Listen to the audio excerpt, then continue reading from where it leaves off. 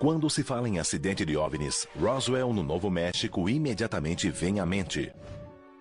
É o mais famoso incidente de todos os tempos e marca o ano de 1947 como o primeiro da era moderna dos OVNIs. Mas poucos sabem que este não foi o primeiro incidente envolvendo OVNIs nos Estados Unidos. Outro incidente envolvendo OVNIs ocorreu 2 semanas antes no Estreito de Puget, no estado de Washington. Mas existem 2 diferenças básicas. Em Washington, 2 pessoas morreram e provas físicas foram deixadas para trás. Encontramos alguns destroços. A revista UFO Magazine é uma das principais publicações do mundo especializada em OVNIs. Durante 22 anos reuniu um arquivo incomparável contendo relatos de testemunhas, vídeos e documentos inéditos. No mundo da ufologia, 90% dos relatos são mentiras, mas cerca de 10% são a mais absoluta verdade. Em outubro de 2007, com base em novas pistas, eles reabriram as investigações. Ninguém solucionou esse caso. Da recuperação de material desconhecido, possivelmente lançado por um OVNI, a gente tem que investigar tudo. A descoberta de destroços em uma floresta remota. É um local de OVNI? Gente, vejam só. E a análise de provas recolhidas no local do acidente. Opa! Será que a gente está seguro? Existe uma explicação lógica? Ou este caso está ligado ao incidente de Roswell? A ciência explica. Ele relatou um OVNI e isso resultou num evento trágico. Pela primeira vez na TV, o que estão prestes a ver é o caso 47001, OVNIs antes de Roswell.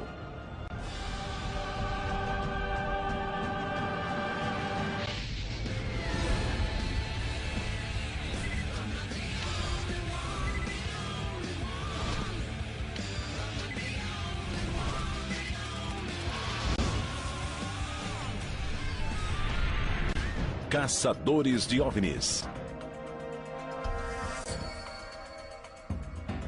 21 de junho de 1947. Cerca de 2 semanas antes de Roswell. Harold Dow, o filho de 15 anos, e outros 2 tripulantes estão em um barco no Estreito de Puget, próximo à ilha Maury, em Washington. É um dia comum de verão, até que às 2 da tarde tudo mudou. De repente, 6 discos metálicos em forma de rosca com 30 metros de diâmetro surgem nos céus. Uma das naves apresenta problemas. Ela se inclina de modo precário e está prestes a cair na água. Repentinamente, ela ejeta o que parecem ser dejetos metálicos incandescentes no mar e na praia. Dejetos atingem o barco de Harold, quebrando o braço do filho dele e matando o cachorro. Segundo eles, a ejeção do material aparentemente resolveu o problema. As 5 outras naves se posicionaram em torno da nave defeituosa e todas partiram silenciosamente. Harold e sua tripulação recolheram alguns destroços da água e na praia. O fato foi comunicado à polícia local. O depoimento das 4 testemunhas foi consistente, no entanto, todos já morreram. Quartel-general da equipe. Pat? Quê? Bom dia. Bom dia. Já preparou o equipamento? Quase, tá faltando. Temos um grande caso hoje. Vamos à ilha Maury. Sou Bill Burns, editor da UFO Magazine, a única revista sobre OVNIs publicada continuamente desde 1986 e investigou OVNIs há mais ou menos 20 anos. Tivemos uma boa dica sobre um caso que permanece um mistério há 60 anos na ilha Maury, no estado de Washington. Ilha Maury é o caso que iniciou a ufologia moderna. Meu nome é Pat Usker, eu sou colaborador da UFO Magazine. Meu trabalho é localizar documentos e falar com testemunhas. Ilha Maury. 2 semanas antes de Roswell, um sujeito num barco vê 6 naves. Eles jogam algo no barco dele, o filho se machuca, o cachorro morre, o barco fica danificado e temos uma pista sobre o caso.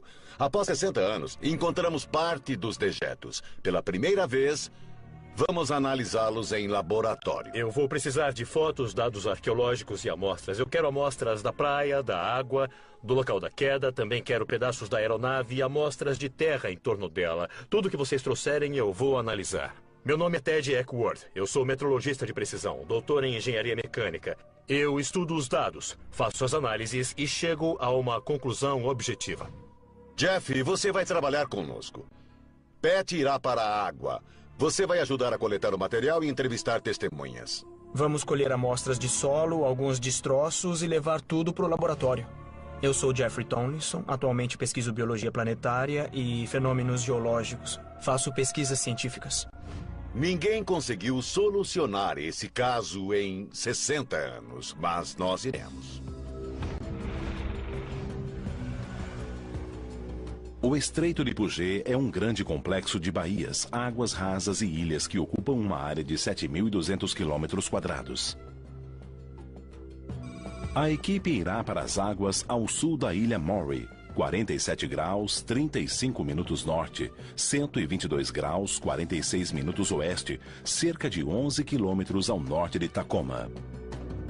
A primeira tarefa é recuperar parte do material ejetado pelo OVNI. Harold Dahl descreveu o material como escória metálica e indicou o local em que o barco estava quando viu os OVNIs. Eu espero mergulhar no estreito e localizar alguns desses detritos no fundo do mar. Os detritos, ou a escória recolhida na época, foi descrita como uma pedra negra com aparência magmática e propriedades metálicas.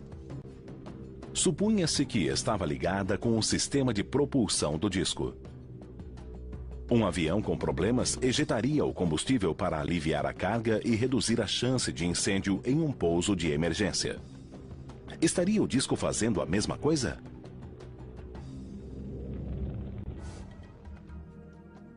Acha que a água está fria? Ela parece muito fria. Uns 10 graus na superfície. O pesquisador de OVNIs Ron Million vai ajudar a equipe a investigar a área. Pat fará os mergulhos em busca dos destroços. A área de busca tem cerca de 560 metros quadrados e 18 metros de profundidade. Nós estamos perto da área em que ocorreu o incidente, e esse incidente envolveu o lançamento de algum tipo de escória da aeronave, na água e na praia. Eu vou mergulhar em busca de evidências que possam existir no fundo do mar. A escória é uma espécie de metal derretido. É basicamente o mesmo princípio da lava. Eu imagino que seja um metal líquido que foi ejetado da aeronave e agora deve ter a aparência de algum tipo de pedra. As evidências de que alguma coisa aconteceu aqui são fortes. Pode ter havido um incidente com o OVNI e talvez eu encontre alguma coisa a mais, mas não dá para saber sem verificar. A equipe investiga a teoria de que os objetos não identificados tenham sido, na verdade, simples aviões voando em formação. Tenho certeza de que não foi um avião. Não parecia um avião porque tinha forma de rosca. Ele lançou alguma coisa. Aviões não costumam fazer isso. Danificou o barco, matou o cachorro e machucou uma pessoa. O dia estava claro e as testemunhas saberiam se fosse um avião. Estou plenamente convencido de que foi um objeto não identificado. Pat imagina se os detritos ainda estarão no mesmo lugar.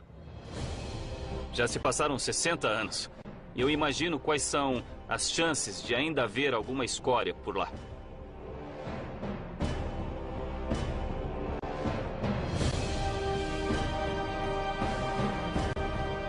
Pat é um mergulhador com mais de 18 anos de experiência.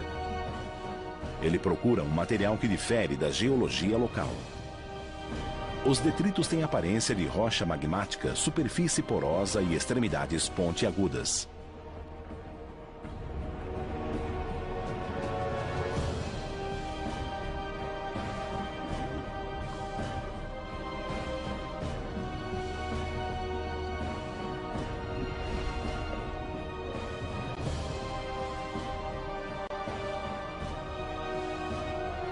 Quer uma ajuda?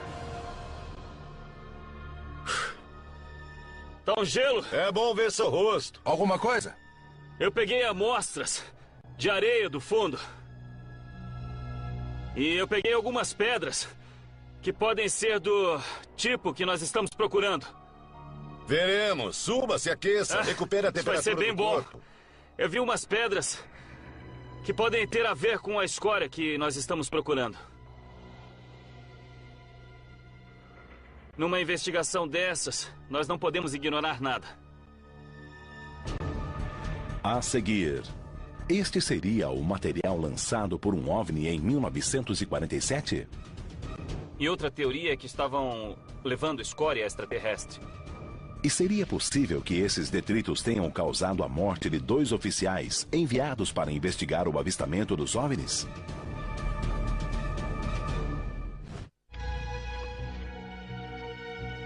Em junho de 1947, mais de 2 semanas antes do incidente em Roswell, 3 homens e um adolescente num barco viram quando um OVNI em forma de rosca, aparentemente com algum problema, lançou um material escuro pouco antes de estabilizar e partir.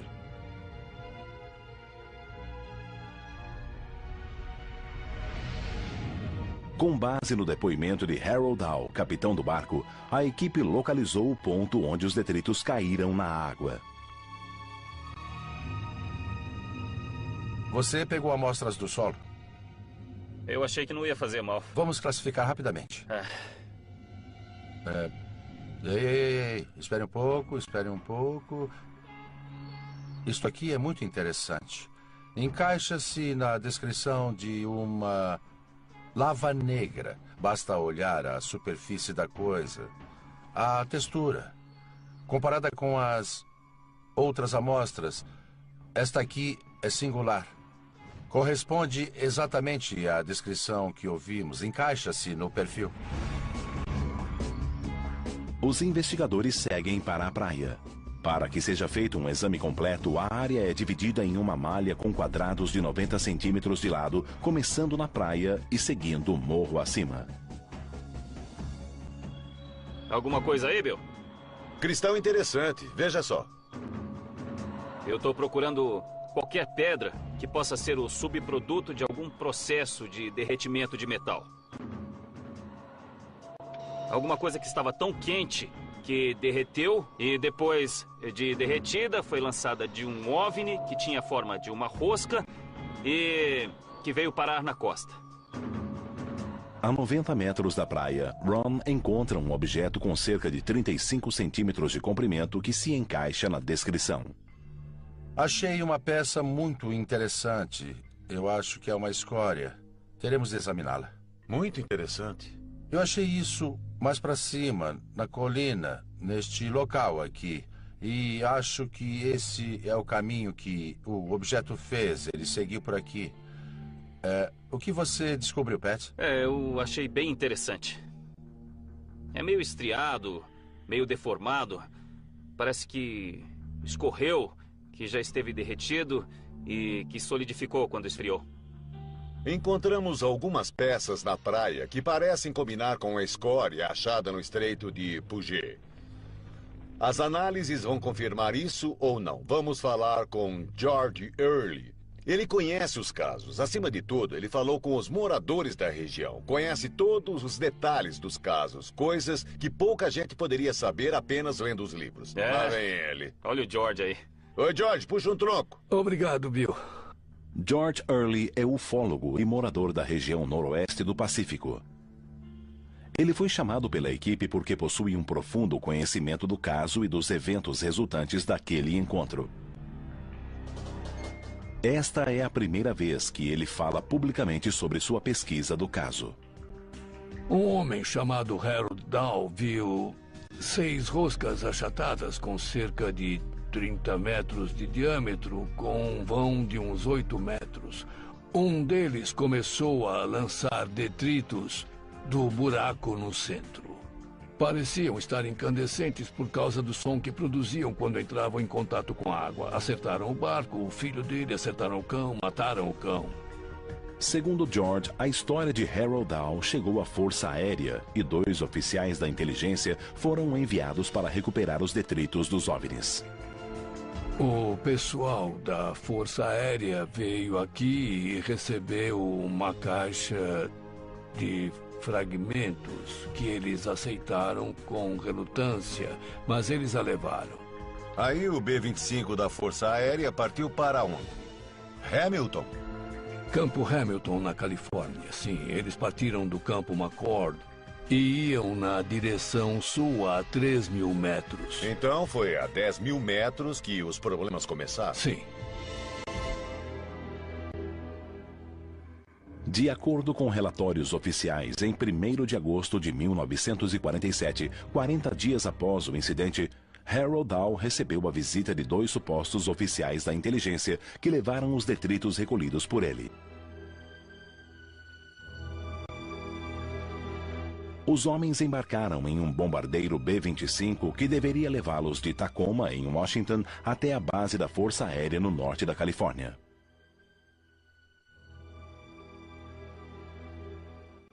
O fato ocorrido minutos após a decolagem é o maior mistério do incidente da Ilha Maury.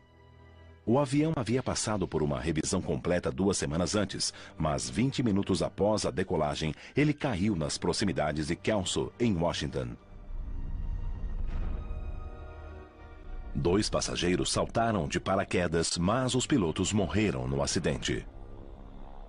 De acordo com a investigação oficial, o motivo da queda foi um incêndio na caixa de derivação da aeronave.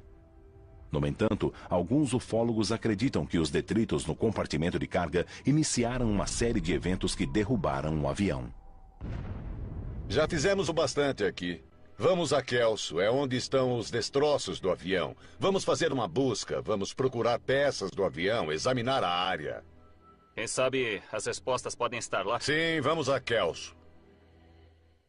A caminho do local da queda, Pat decide passar na biblioteca para ver se os arquivos da cidade possuem alguma informação sobre o acidente. Pat, o que foi que descobriu? Estava certo. Eu estava certo? Estava certo, hein? O verão de 47 estava repleto de discos. Os céus estavam vivos com discos voadores. Olha isso. Discos vistos em 39 estados. Nossa. Objetos misteriosos começaram a surgir nos céus quando Kenneth Arnold afirmou ter visto 9 discos voadores prateados 3 dias após o incidente na Ilha Maury. Sua história foi destaque em todo o país. 2 semanas depois, uma história maior ganhou todas as atenções. Olha só, em 7 de julho, um trio descreve discos voadores. O que eu estou tentando é achar uma relação com Roswell. Aqui, em 8 de julho, o Exército afirma que um disco foi encontrado no Novo México. O Exército afirma que um disco foi encontrado no Novo México. Vamos ver o que achamos em 1º de agosto. Onde é que a gente estava? Olha... Nossa, dá uma olhada. Está Notícia aqui. de primeira página. Isso mesmo. É como se não bastasse, olha só isso. Eu estava checando a internet e daí eu achei um artigo do sobrinho de um dos pilotos. Uau. Sobrinho ou sobrinho neto, sei lá, do Tenente Brown, chamado Barry Fisher. Quais são as chances? Vamos ligar, tentar marcar um encontro e chamá-lo para ir ao local. A seguir, a equipe examina o local do acidente do B-25.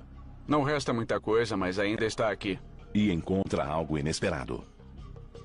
Temos alguma coisa por aqui.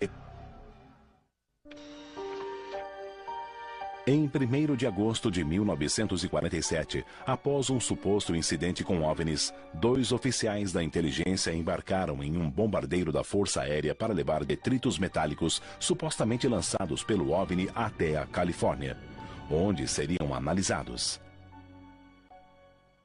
20 minutos após a decolagem, um incêndio de origem desconhecida provocou a queda do avião. Um dos sobreviventes, que saltou de paraquedas, afirmou que o fogo era tão forte e se espalhou tão rápido que não houve como apagá-lo. Será possível que o incêndio tenha sido provocado pelo material que era levado no avião?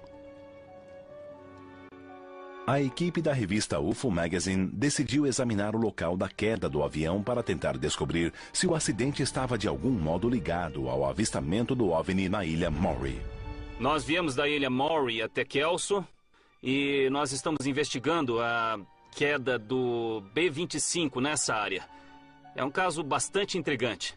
Terá sido uma coincidência que houve um incidente envolvendo um OVNI e em seguida o acidente com os oficiais que faziam a investigação, talvez eu descubra isso hoje. É o que vamos ver. Aqui estamos. Garth! Oi, Garth. É um prazer vê-lo, Como vai? Sr. Baldwin. Como vai? O arqueólogo Garth Baldwin é especialista na topografia e na história da região de Kelso. Pela primeira vez, a equipe examina o local da queda do avião. Se o relatório estiver correto, o local poderá conter detritos do OVNI. Este é o vale onde o avião caiu. A asa esquerda caiu no vale aberto, logo adiante, se vocês quiserem ir dar uma olhada. Ah, é claro. O Garth é arqueólogo e vai ajudar a gente a examinar a área. É disso que precisamos para que esta investigação seja a melhor possível. Precisamos levantar todos os fatos e temos uma pessoa para examinar os destroços. Foi neste ponto que a asa se soltou. Ela se soltou devido ao fogo do motor e o avião ficou sem a asa esquerda. E aí, em seguida, a asa caiu e com o peso do outro motor, além da trajetória, ele foi para lá. Ele quicou e foi naquela direção. O local da queda fica ali, naquelas árvores. Por volta das 2h20 da manhã, o avião vinha na direção norte-nordeste e caiu próximo ao riacho Gobel. Os destroços se espalharam num raio de 300 metros. O B-25 estava levando uma escória colhida na ilha Maury. Essa é a ligação. Se não houvesse nada na ilha, se a escória não existisse, se não houvesse um incidente, por que os oficiais estariam levando a escória no B-25? Nas semanas seguintes ao acidente, uma operação militar mobilizou 300 voluntários que recolheram grande parte dos destroços. O caso despertou a curiosidade do público porque as circunstâncias envolvendo o acidente foram divulgadas pela imprensa. O Kelsonian Tribune publicou: o cerco fechado que os oficiais do exército criaram em torno do local do acidente e a proibição de fotos dos destroços aumentam a desconfiança de que o avião levava uma carga secreta. Mas alguma evidência dessa carga secreta teria ficado para trás? O avião pode ter caído por uma falha mecânica? Claro que sim.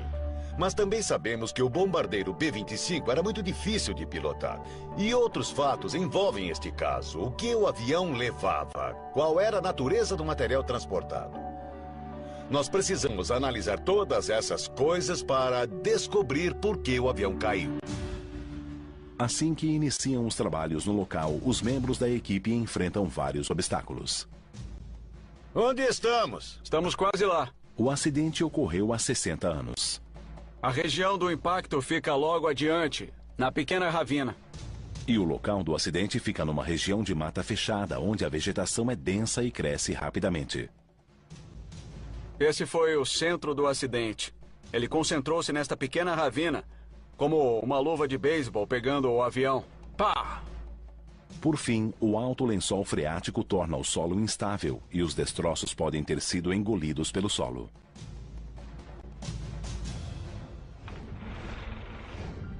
Este é o ponto central do material encontrado aqui e do que foi relatado. Esta é a nossa referência central. Isto pode ser a estrutura que envolvia o motor ou a caixa protetora em volta do nariz, talvez. É alumínio de aviação. A estrutura é de um metal ferroso como aço, o que é incomum na maioria das partes de um avião. Vamos ver o que detectamos. Nós temos alguma coisa aqui, muitos destroços. Temos alguns materiais que com certeza são dos aviões da classe B. Não resta muita coisa, mas ainda estão aqui. Obviamente é um avião, existe alumínio de aviação aqui. Há estabilizadores nele, algum tipo de barra, e tem isto aqui que costuma indicar aquecimento. Algum tipo de aquecimento? É, por causa do fogo. A primeira evidência real de OVNIs pode estar debaixo dos nossos pés. Se havia alguma coisa estranha no compartimento de carga, com o impacto do acidente, o calor e o derretimento, propriedades da carga podem ter se transferido para a fuselagem do avião. Segundo o Guia de Recuperação de Evidências do Departamento de Justiça, o princípio de trocas estabelece que, quando dois objetos entram em contato, sempre haverá uma transferência de material. Se pudermos encontrar a escória que estava no avião, aquilo que causou o incêndio que estava próximo ao local em que o fogo começou, então teremos provas concretas que ETs estavam no avião. A equipe estabelece um raio de buscas a partir do ponto central determinado por Girth. Uma lei ambiental proíbe a escavação do solo. Em vez disso, a equipe põe indicadores nos locais de interesse. Poderá surgir um determinado padrão. Eu estou mais interessado em descobrir alguma coisa que estava no avião e que fez os militares virem aqui fazer uma busca completa.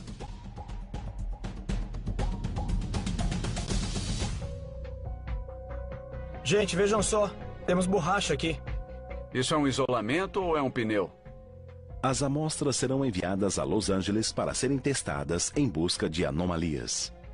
Colhi umas amostras de solo. Essa daqui é da base do acidente. Demais. E esta aqui é da margem, a 2 metros do motor. Temos muitos equipamentos que não existiam em 1947. O Exército enviou 300 pessoas para examinarem a área. Mas a tecnologia não era tão sofisticada como é atualmente.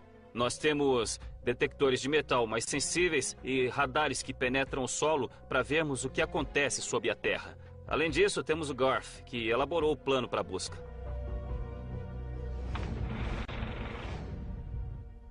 O sistema de radar de penetração de solo tem um alcance de cerca de 8 metros. Ele envia e recebe sinais, criando uma imagem tridimensional do subsolo. Rob Shaw, especialista nesse tipo de radar, conduz as operações. O sistema permitirá que a equipe veja o que existe sob o solo da floresta. A única dúvida é se os destroços estavam tão quentes que pudessem se enterrar no solo a uma profundidade fora do alcance dos detectores. Depois de coletar todos os dados e gravar no disco rígido e tudo mais, qual é o passo seguinte? No fim, temos 2 arquivos. Nós entrelaçamos esses arquivos para criar uma imagem tridimensional. O radar examina a área 2 vezes. A segunda em um ângulo ligeiramente diferente. O computador então funde as 2 imagens em uma representação tridimensional do que existe sob o solo.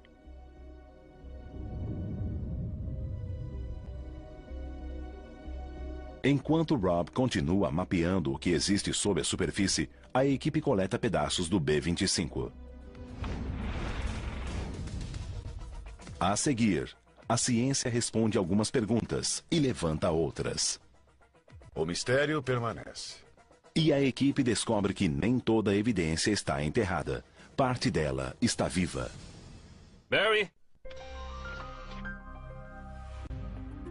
A equipe da UFO Magazine examina o local de um acidente de avião próximo a Kelso, em Washington.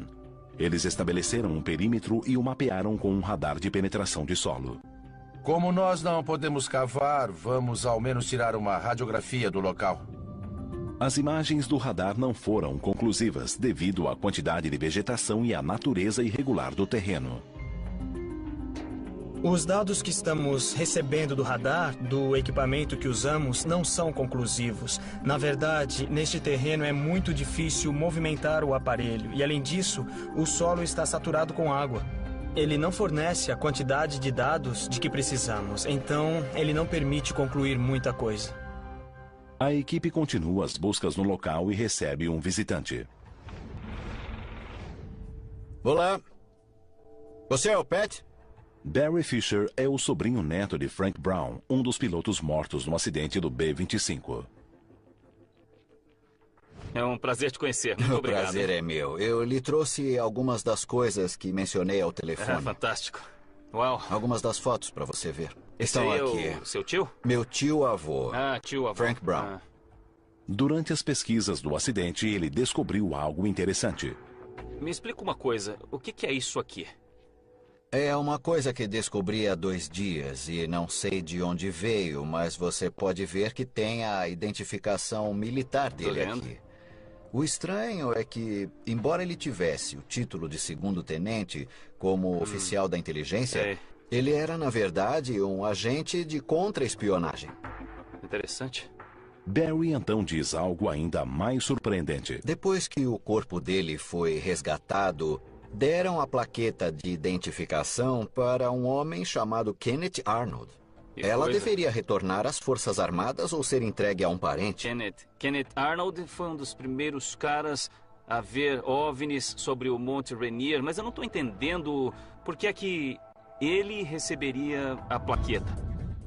Harold Dow viu os OVNIs na Ilha Maury em 21 de junho de 1947. 3 dias depois, eles foram vistos novamente a 80 quilômetros de distância, desta vez por Kenneth Arnold. Seu relato do avistamento de 9 discos voadores eletrizou o país. A história foi publicada em jornais de todo o país, fazendo dele um perito extraoficial em OVNIs. 2 semanas depois, em 7 de julho de 1947, um disco voador supostamente caiu próximo a Roswell, no Novo México. Será possível que os 3 eventos estejam relacionados? Enquanto isso, Harold Dow manteve-se em silêncio sobre o que tinha visto. Quando decidiu falar, Kenneth Arnold encontrou-se com ele para comparar as experiências. Após falar com Harold, Kenneth ficou convencido que sua visão tinha sido real e que poderia ter consequências para a segurança nacional. Ele procurou a inteligência militar que enviou homens à Ilha Maury para recolher o material extraterrestre.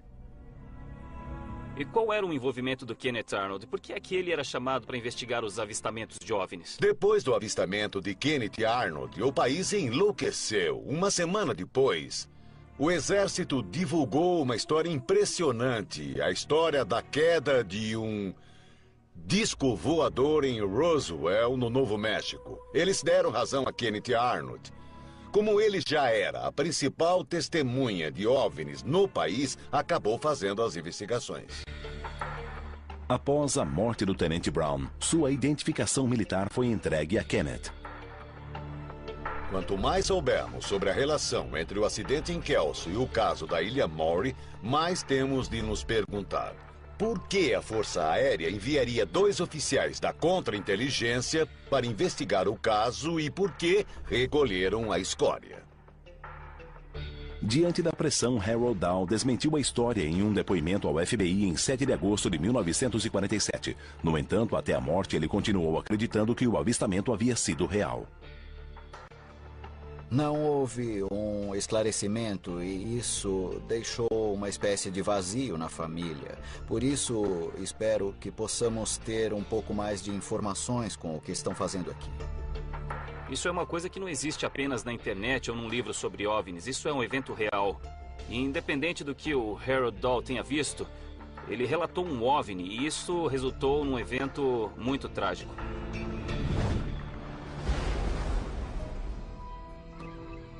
Se a escória existe ou não é uma boa pergunta. No laboratório eu espero encontrar alguma reação com o solo, com o ambiente orgânico daqui. Precisamos encontrar uma ligação entre o material que encontramos na Ilha Maury e o material recolhido aqui em Kelso. Essa ligação física só pode ser estabelecida por meio de 2 testes. A seguir, as evidências são postas à prova. A ideia do avião ser derrubado por dejetos do OVNI é absurda? Ou é possível que eles tenham perfurado a fuselagem da aeronave? Atenção! A experiência mostra que é possível. Olha isso! Em outubro de 2007, com as provas em mãos, a equipe chega ao laboratório do Dr. Sam Iogar, que irá utilizar equipamentos de última geração para determinar a causa da queda do B-25. Estamos aqui próximos a Orange County, no laboratório do Dr. Sam. Trouxemos um material de Kelso para ser analisado. Recolhemos amostras de solo para ver se existe algum material anômalo. Também trouxemos a borracha do tanque de combustível do avião. Queremos ver se uma falha mecânica, no caso a falha elétrica descrita pelos sargentos, causou a explosão do tanque e derrubou o B-25. A equipe reencontra-se com Ted Eckworth, que estava realizando testes nas amostras coletadas na Ilha Maury. O Pat mergulhou na Ilha Maury e a maior parte das pedras que ele encontrou são como essas aqui, que são rochas sedimentares, muito comuns naquela região. Ele encontrou também uma coisa muito interessante que o deixou muito animado, que é essa amostra aqui. É bastante leve, é obviamente muito diferente das rochas que encontramos naquela área. A cor e o peso... Dá para ver essas bolhas ou textura vesicular que é consistente com o que podemos encontrar no metal que foi superaquecido e também foi aerado. É uma coisa que poderia até se parecer com uma escória. Algum metal que tenha sido superaquecido e ele se liquefez e acabou caindo de algum OVNI, mas na verdade é uma rocha ígnea. É uma rocha formada pela atividade vulcânica e foi trazida para a superfície através do manto. Eu não acredito que seja escória extraterrestre. Mas eu até entendo por que o Pat suspeitou que fosse. Em busca de mais resultados, a equipe segue para o laboratório. Oi, Sam. Oi. Como vai? Muito bem, Muito bom e te você? ver. Este Como aqui vai? é o Dr. Sam Iowa. Oi. O Dr. Iogar verificará se as amostras apresentam alguma anomalia. Esta é a primeira vez que este tipo de precisão científica está sendo aplicada a uma investigação de OVNIs.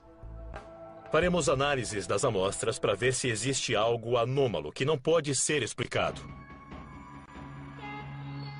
Temos várias amostras de solo do local. Temos um pedaço de metal, achamos que é alumínio. E temos um pedaço de borracha, que também deve ser um fragmento do avião acidentado. A maior parte do material é identificado. É uma questão de saber se é anômalo ou se é normal. Nós fizemos uma série de testes comuns na indústria metalúrgica. Raios-X transmissivos. Vamos bombardear a amostra com luz infravermelha. Ver as vibrações moleculares. Medimos algumas difrações de raios-X. Fizemos varreduras com microscópio eletrônico. Com esse sistema, vamos passar os raios-X pelo material. Os testes que fizemos são compreensivos e são as ferramentas corretas para esse trabalho. Só precisamos ter a sorte de encontrar uma amostra que contém alguma evidência.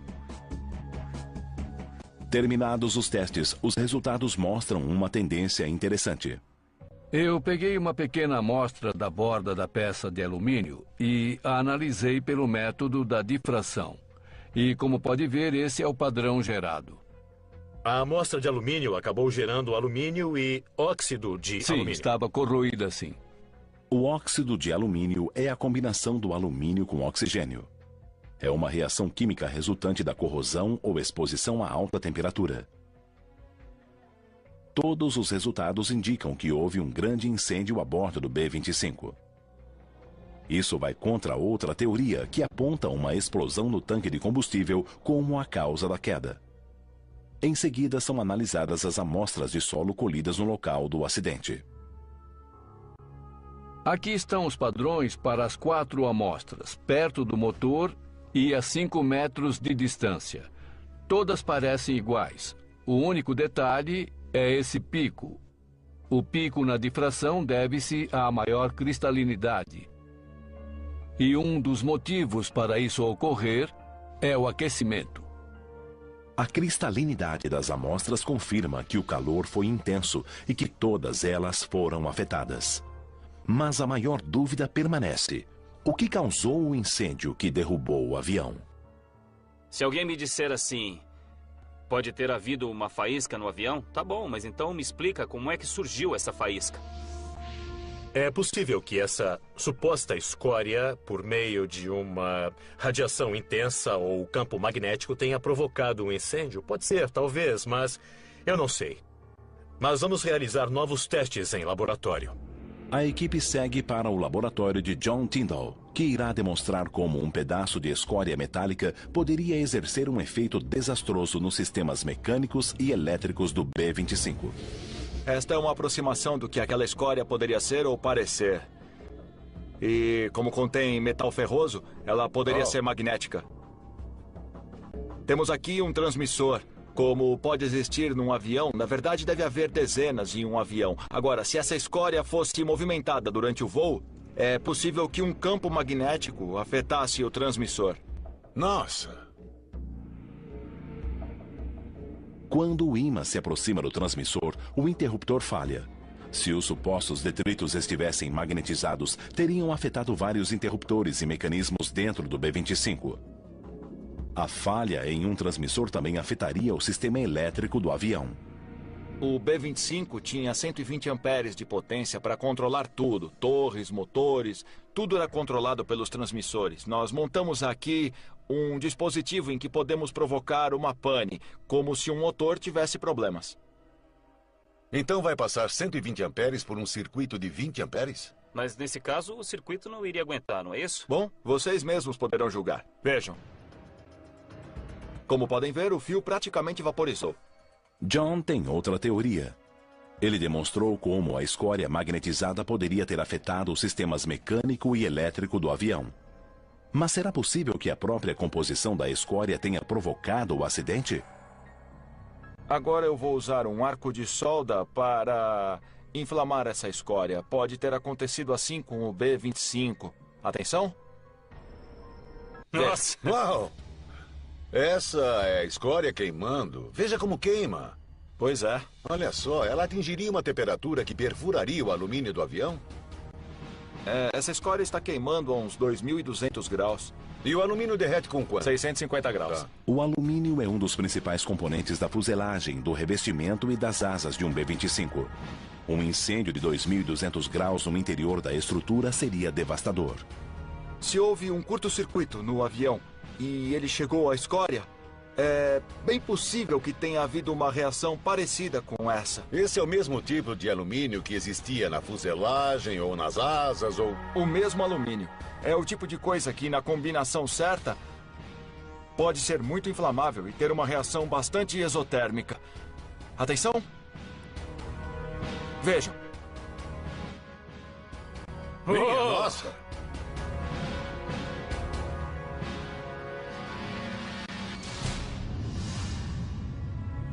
Se o avião levasse a escória e tivesse um incêndio chegando a 2.200 graus, esse seria o resultado no casco.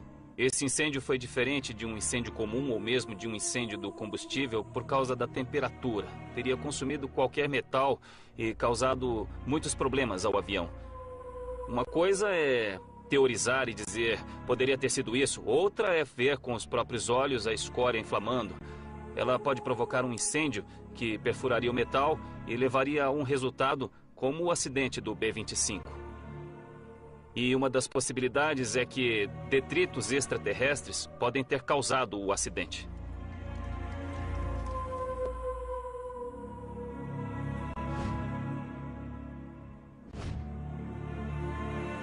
Muito bem. Voltamos do laboratório, voltamos de Kelso.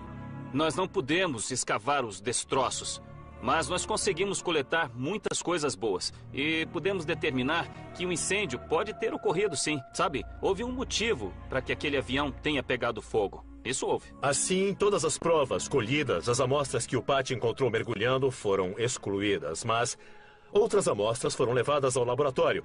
Claro que não encontramos nenhuma prova definitiva da presença extraterrestre, mas também, por outro lado, nada excluiu essa possibilidade.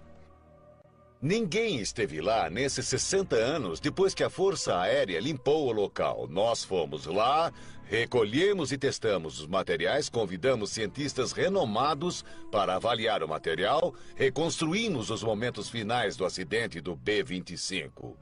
Estamos levando ciência à ufologia. A especulação vai embora, a ciência está bem aqui.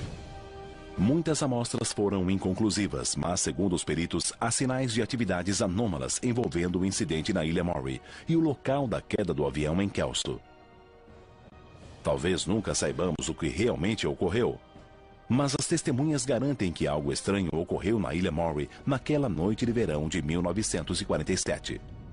Algo que causou ferimentos em algumas vítimas e deu início a uma reação em cadeia que resultou na morte de 2 pilotos. O mistério continua.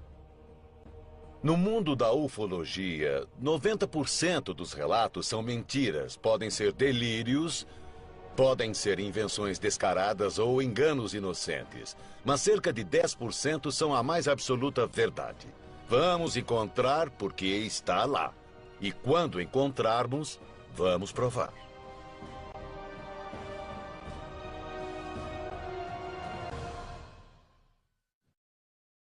Ou este caso está ligado ao incidente de Roswell? A ciência explica. Ele relatou um OVNI e isso resultou num evento trágico. Pela primeira vez na TV, o que estão prestes a ver é o caso 47001, OVNIs antes de Roswell.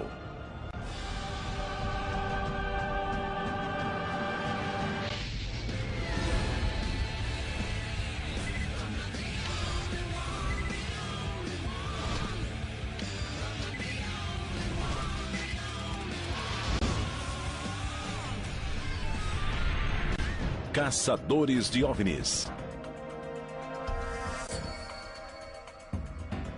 21 de junho de 1947. Cerca de 2 semanas antes de Roswell. Harold Dow, o filho de 15 anos, e outros 2 tripulantes estão em um barco no Estreito de Puget, próximo à ilha Maury, em Washington.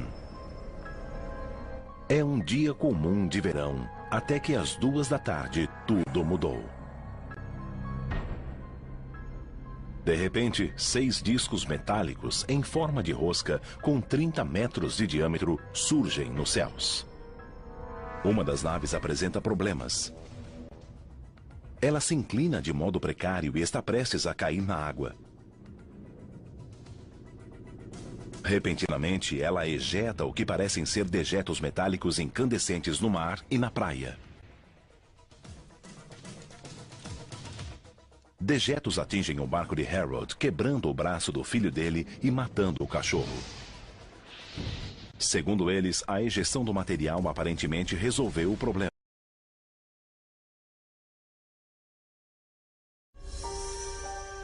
Quando se fala em acidente de OVNIs, Roswell, no Novo México, imediatamente vem à mente. É o mais famoso incidente de todos os tempos e marca o ano de 1947 como o primeiro da era moderna dos OVNIs. Mas poucos sabem que este não foi o primeiro incidente envolvendo OVNIs nos Estados Unidos. Outro incidente envolvendo OVNIs ocorreu 2 semanas antes no Estreito de Puget, no estado de Washington. Mas existem 2 diferenças básicas. Em Washington, 2 pessoas morreram e provas físicas foram deixadas para trás. Encontramos alguns destroços. A revista UFO Magazine é uma das principais publicações do mundo especializada em OVNIs. Durante 22 anos reuniu um arquivo incomparável contendo relatos de testemunhas, vídeos e documentos inéditos. No mundo da ufologia, 90% dos relatos são mentiras, mas cerca de 10% são a mais absoluta verdade. Em outubro de 2007, com base em novas pistas, eles reabriram as investigações. Ninguém solucionou esse caso. Da recuperação de material desconhecido, possivelmente lançado por um OVNI, a gente tem que investigar tudo. A descoberta de destroços em uma floresta remota. É um local de OVNI? Gente, vejam só. E a análise de provas recolhidas no local do acidente. Opa! Será que a gente está seguro? Existe uma explicação lógica? As 5 outras naves se posicionaram em torno da nave defeituosa e todas partiram silenciosamente. Harold e sua tripulação recolheram alguns destroços da água e na praia. O fato foi comunicado à polícia local. O depoimento das 4 testemunhas foi consistente, no entanto, todos já morreram. Quartel-general da equipe. Beth? Quê? Bom dia. Bom dia. Já preparou o equipamento? Quase, tá faltando. Temos um grande caso hoje. Vamos à ilha Maury. Sou Bill Burns, editor da UFO Magazine, a única revista sobre OVNIs publicada continuamente desde 1986 e investigou OVNIs há mais ou menos 20 anos. Tivemos uma boa dica sobre um caso que permanece um mistério há 60 anos na ilha Maury, no estado de Washington. Ilha Maury é o caso que iniciou a ufologia moderna. Meu nome é Pat Usker, eu sou colaborador da UFO Magazine. Meu trabalho é localizar documentos e falar com testemunhas. Ilha Maury. 2 semanas antes de Roswell, um sujeito num barco vê 6 naves. Eles jogam algo no barco dele, o filho se machuca, o cachorro morre, o barco fica danificado e temos uma pista sobre o caso. Após 60 anos, encontramos parte dos dejetos. Pela primeira vez, vamos analisá-los em laboratório. Eu vou precisar de fotos, dados arqueológicos e amostras. Eu quero amostras da praia, da água, do local da queda. Também quero pedaços da aeronave e amostras de terra em torno dela. Tudo que vocês trouxerem eu vou analisar. Meu nome é Ted Eckworth. Eu sou metrologista de precisão, doutor em engenharia mecânica. Eu estudo os dados, faço as análises e chego a uma conclusão objetiva. Jeff, você vai trabalhar conosco. Pat irá para a água. Você vai ajudar a coletar o material e entrevistar testemunhas. Vamos colher amostras de solo, alguns destroços e levar tudo para o laboratório. Eu sou Jeffrey Tomlinson, atualmente pesquiso biologia planetária e fenômenos geológicos. Faço pesquisas científicas. Ninguém conseguiu solucionar esse caso em 60 anos, mas nós iremos. O Estreito de Puget é um grande complexo de baías, águas rasas e ilhas que ocupam uma área de 7.200 km².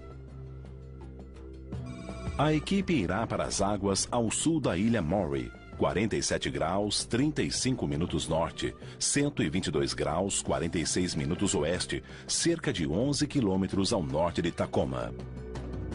A primeira tarefa é recuperar parte do material ejetado pelo OVNI. Harold Dahl descreveu o material como escória metálica e indicou o local em que o barco estava quando viu os OVNIs. Eu espero mergulhar no estreito e localizar alguns desses detritos no fundo do mar. Os detritos, ou a escória recolhida na época, foi descrita como uma pedra negra com aparência magmática e propriedades metálicas. Supunha-se que estava ligada com o sistema de propulsão do disco. Um avião com problemas ejetaria o combustível para aliviar a carga e reduzir a chance de incêndio em um pouso de emergência. Estaria o disco fazendo a mesma coisa?